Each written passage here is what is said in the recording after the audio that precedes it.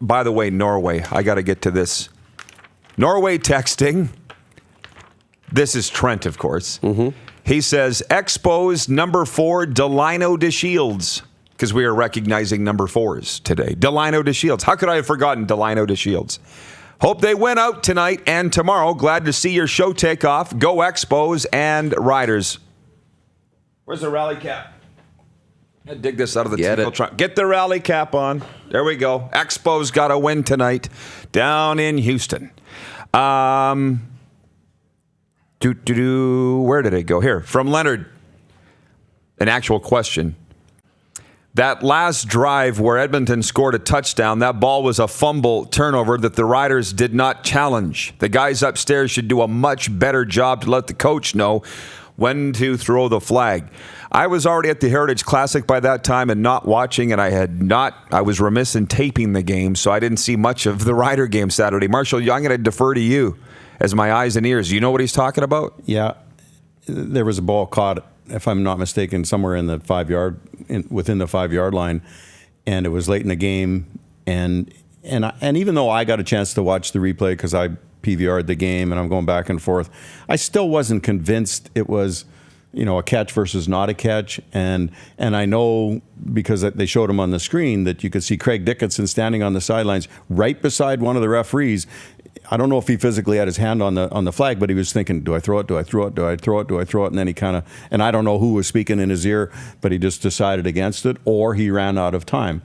So I don't think it would be right of me to be critical of Craig Dickinson for not throwing the flag. That's like playing Monday morning quarterback.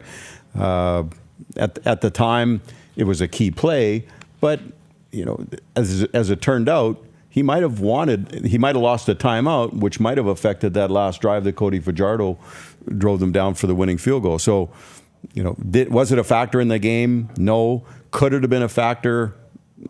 Yes, but more so a negative against Edmonton as opposed to a positive for the. Well, I guess the reverse of that's true too.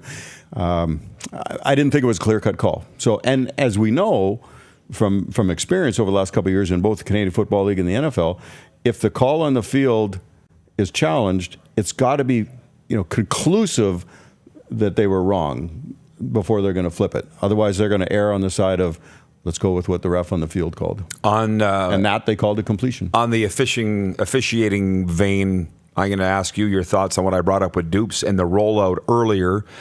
But first, we were asking our viewers for a nickname for Chris Streveler. There's got to be something better than Streveler the Leveler, as nicknamed by Rod Black, which frankly, I don't mind.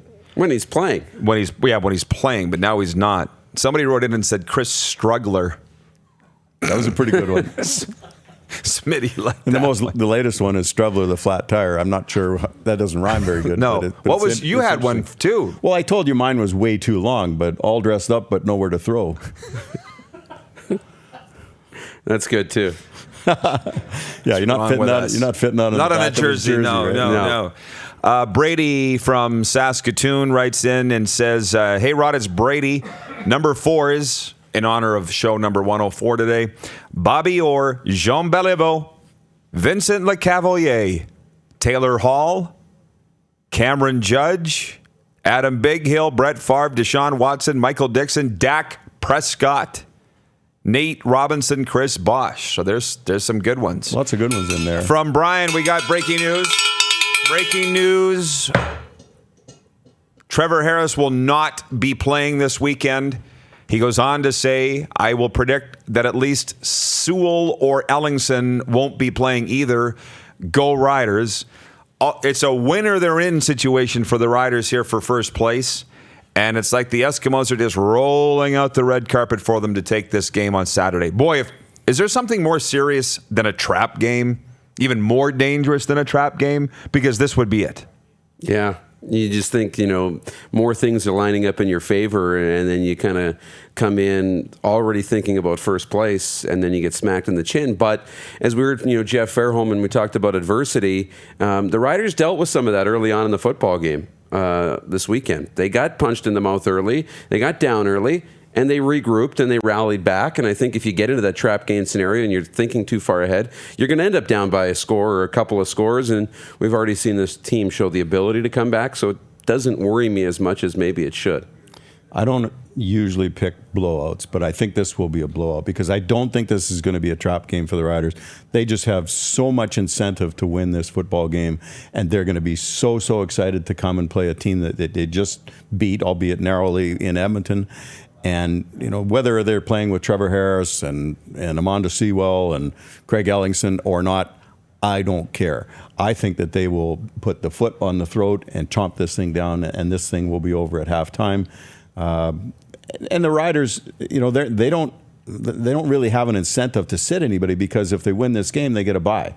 So they get a chance to sit anyway. So I think Craig Dickinson is coaching his guys saying, listen, this is our opportunity to put our foot on their throats, end this thing, and go home with a first place victory and an opportunity to have a bye before we play the Western Final in our stadium.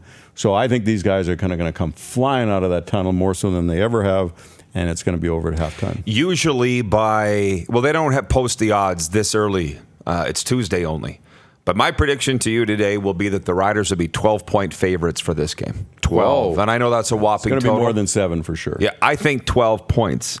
And speaking of this Saturday, we don't know yet about the tailgate party, right? Right. We may or may not be set up at the Canadian Armed Forces Royal Regina Rifles tailgate party. But I know that I will be there at the game, and then at halftime, I'm going to North Battleford.